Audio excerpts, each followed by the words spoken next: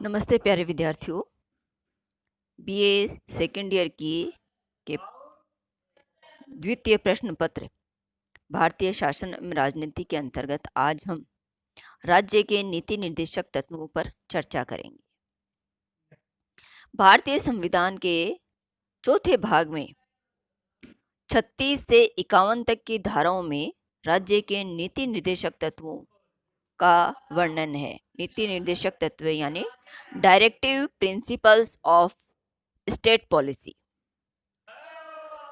भारतीय संविधान की प्रस्तावना में यह घोषणा की गई है कि नागरिकों के जीवन में सामाजिक, आर्थिक तथा राजनीतिक न्याय प्राप्त कराने के लिए संविधान द्वारा लोकतांत्रिक गणराज्य की स्थापना की गई है। इसलिए संविधान के तीसरे भाग में नागरिकों को कुछ मौलिक अधिकार दिए गए हैं और भारत के उच्चतम न्यायालय को इन मौलिक अधिकारों का संरक्षक बनाया गया है। लेकिन संविधान में मूल अधिकारों के उल्लेख मात्र से ही क्या नागरिक उनका उपभोग कर सकते हैं? नहीं। और ना ही प्रस्तावना में घोषणा मात्र से ही किसी लोक कल्याणकारी राज्य की स्थापना हो सकती है। इस बात से संविधान के निर्माता भली भांति परिचित थे। लोक कल्याणकारी राज्य का निर्माण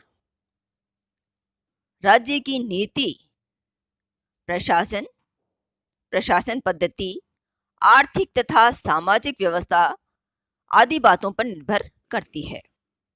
इसलिए संविधान निर्माताओं ने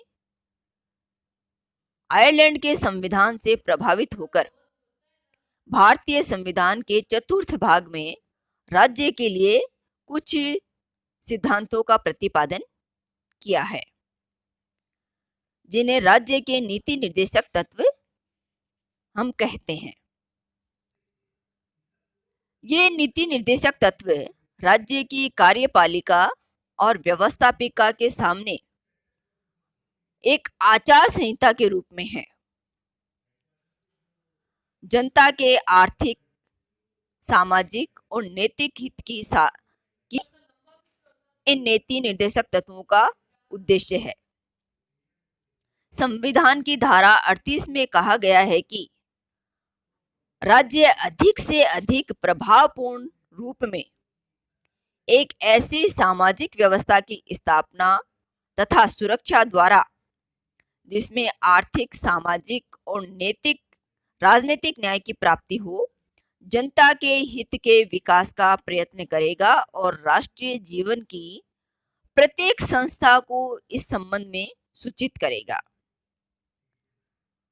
इस प्रकार राज्य के नीति निर्देशक तत्व वे साधन हैं जिनके माध्यम से भारतीय संविधान की आकांक्षाओं एवं कल्पनाओं को मूर्त रूप दिया जा सकता है और एक जन कल्याणकारी, लोकतांत्रिक, लोक कल्याणकारी राज्य की स्थापना की जा सकती है।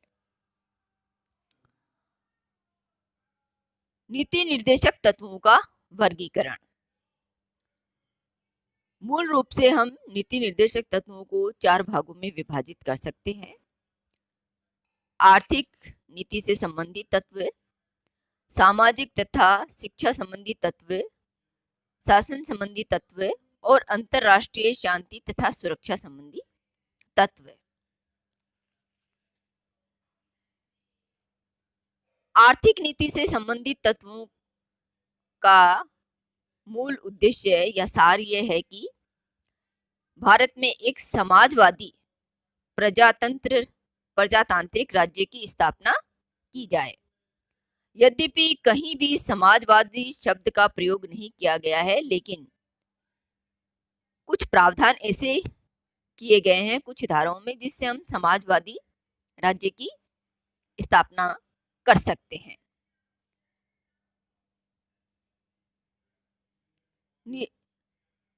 अनुच्छेद भारतीय संविधान के अनुच्छेद 38 में कहा गया है कि राज्य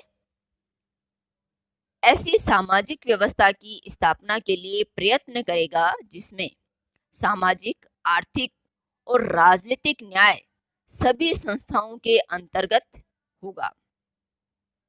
इसी तरह अनुच्छेद 39 में कहा गया है कि राज्य ऐसी नीति निर्देशित करेगा जिसमें पहला, सभी नागरिकों को समान रूप से जीवन यापन करने के साधन प्राप्त हो।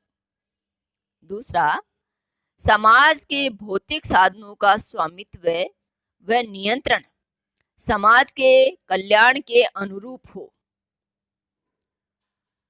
अनुच्छेद 29 के अंतर्गत तीसरा प्रावधान ये रखा गया है कि धन के केंद्रीकरण को रोका जाए। चौथा है, पुरुषों व स्त्रियों को समान काम के लिए समान वेतन दिया जाए। पांचवा है, ऐसी औद्योगिक नीति व हालात बनाए जाएं जिनमें शोषण न हो, स्त्रियों व बच्चों की सुकुमार अवस्था का दुरुपयोग न हो, आय के प्रतिकूल कार्य न लिया जाए। और छठा, राज्य बच्चों व युवकों की शोषण से तथा भौतिक या नैतिक परित्याग से रक्षा करेगा। ये व्यवस्थाएं भारतीय संविधान के अनुच्छेद 39 के अंतर्गत की गई है। 42वें संविधान संशोधन द्वारा 1976 में संविधान में एक नया अनुच्छेद 39A जोड़ा गया। इस अनुच्छेद 39A के अनुसार यह व्यवस्था की गई है कि राज्य यह देखेगा कि कानूनी व्यवस्था समान अवसर के आधार पर न्याय को प्रोत्साहित करती है। साथ ही राज्य कमजोर वर्गों के लिए निःशुल्क कानूनी सहायता की भी व्यवस्था करेगा, यानी सभी नागरिकों को समान रूप से न्याय प्राप्ति के अवसर प्राप्त हो और ये समान अवसर की प्राप्ति सभी के लिए हो। इस कमजोर वर्गों के लिए निःशुल्क कानूनी सहायता की व्यवस्था भी राज्य द्वारा की जाएगी। भारतीय संविधान का अनुच्छेद 41 ये कहता है कि एक नागरिक को काम पाने, शिक्षा प्राप्त करने, शिक्षा और बेकारी में सरकार द्वारा उचित संसाधन चाहिए। अनुच्छेद 42 में यह व्यवस्था की गई है कि राज्य महिलाओं के लिए प्रसूति तथा मजदूरों के लिए काम की उचित परिस्थिति के निर्माण के लिए प्रयत्न करे। अनुच्छेद 43 राज्य को यह निर्देश देता है कि राज्य कानून द्वारा ऐसी परिस्थितियों का निर्माण करे जिनसे मजदूरों का शोषण न हो, उनका जीवन स्तर ऊंचा उठे तथा सामाजिक अवसर प्राप्त हो। 42वें संविधान संशोधन द्वारा 1976 में एक नया अनुच्छेद 43A जोड़ दिया गया है। अनुच्छेद 43A के अनुसार राज्य उचित व्यवस्थापन या अन्य प्रकार से औद्योगिक संस्थाओं के प्रबंधन में कर्मचारियों को भागीदार बनाने के लिए कदम उठाएगा। यानी अनुच्छेद 43A जो कि 42वें संविधान संशोधन द्वारा 1976 में जोड़ा गया है, वह ये व्यवस्था करता है कि राज्य ऐसी व्यवस्था करे जिससे औद्योगिक संस्थाओं में कर्मचारियों की भागीदारी सुनिश्चित हो। आमतौर पर औद्योगिक संस्थानों में औद्योगिक संस्था के मालिकों की ही भागीदारी होती है, लेकिन अब कर्मचारियों को भी संस्थाओं में भागीदार बनाने का अवसर प्राप्त होगा। राज्य ऐसी व्यवस्था करे।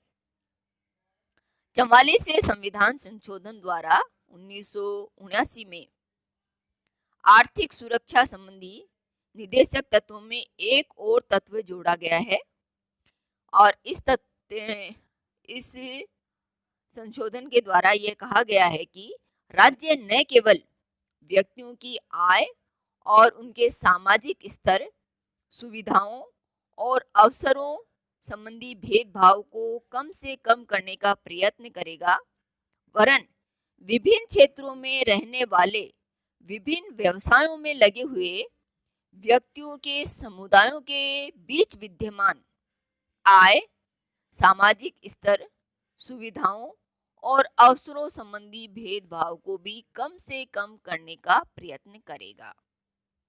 इस तरह यह अनुच्छेद आर्थिक भारतीय नागरिकों को आर्थिक सुरक्षा प्रदान करने हेतु राज्य को कुछ निर्देश देता है। अगला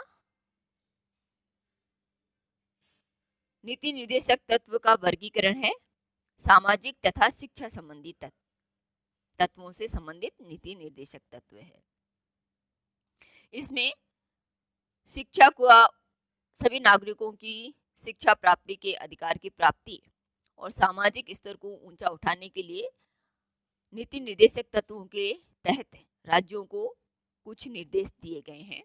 जैसे भारतीय संविधान का अनुच्छेद 46 ये कहता है कि राज्य पिछड़े वर्ग यानी अनुसूचित जाति तथा अनुसूचित जनजाति की शिक्षा और अर्थ संबंधी सहायता करे। इसी तरह अनुच्छेद 47 में ये व्यवस्था की गई है कि राज्य नागरिकों के स्वास्थ्य को सुधारने के लिए प्रयत्न करेगा, इसलिए मादक वस्तुओं पर प्रतिबंध लगाया जाए। अनुच्छेद 40 में यह कहा गया है कि राज्य ग्राम पंचायतों का गठन करेगा, उन्हें स्वायत्त शासन की इकाई बनाने के लिए अधिक शक्तियां प्रदान करेगा। इसी तरह अनुच्छेद 46 कहता है कि राज्य हरिजनों व अन्य पिछड़े वर्गों को शिक्षा और आर्थिक क्षेत्र में विभिन्न प्रकार की सहायता प्रदान करेगा। अनुच्छेद 43 द्वारा यह निर्देश दिया गया है कि राज्य कुटीर उद्योगों को प्रोत्साहित करेगा। अनुच्छेद 48 के अनुसार गोरक्षा, कृषि और वैज्ञानिकीकरण के प्रयास राज्य द्वारा किए जाएंगे। 42वें संविधान संशोधन द्वारा 48वें अनुच्छेद का विस्तार करते हुए 48A जोड़ा गया है, जिसके अनुसार राज्य प्राकृतिक वातावरण को सुधारने तथा वन्य जीवन और जंगलों को सुरक्षित करने का प्रयास करेगा। अनुच्छेद 47 के अनुसार राज्य मादक द्रव्यों के प्रयोग को निषिद्ध करेगा। अनुच्छेद 44 के अनुसार राज्य समस्त भारत में समान व्यवहार संहिता बनाने का प्रयास करेगा, यानी यूनिफॉर्म सिविल कोड,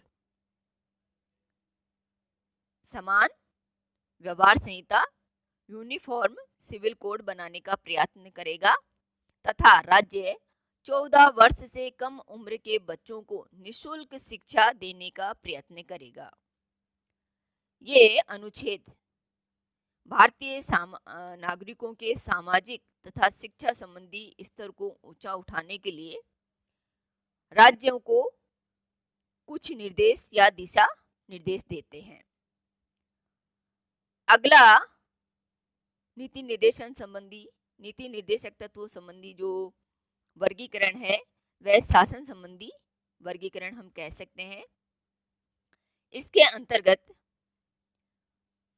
ये व्यवस्था की गई है कि राज्य शासन संबंधी कुछ व्यवस्थाएं करे जिससे भारतीय नागरिकों को वास्तविक लोकतंत्र की प्राप्ति हो सके।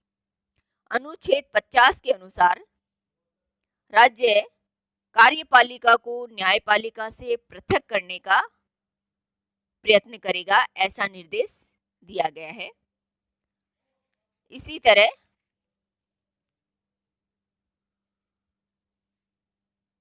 अनुच्छेद 40, जिस पर हम पहले चर्चा कर चुके हैं, कि अनुच्छेद 40 के अनुसार राज्यों को ये निर्देशित किया गया है कि राज्य ग्राम पंचायतों का गठन करेंगे और उन्हें स्वायत्त शासन की इकाई बनाने के लिए अधिक शक्तियां प्रदान करेंगे।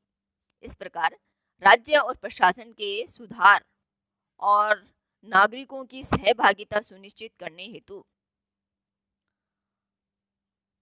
भारतीय संविधान के ये नीति निर्देशक तत्व राज्यों को कुछ दिशा निर्देश देते हैं।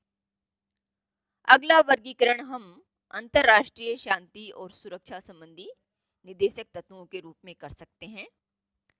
इसके अंतर्गत हम अनुच्छेद 51 को ले सकते हैं। अनुच्छेद 51 यह व्यवस्था करता है कि विश्व में शांति की स्थापना तथा मानव कल्याण की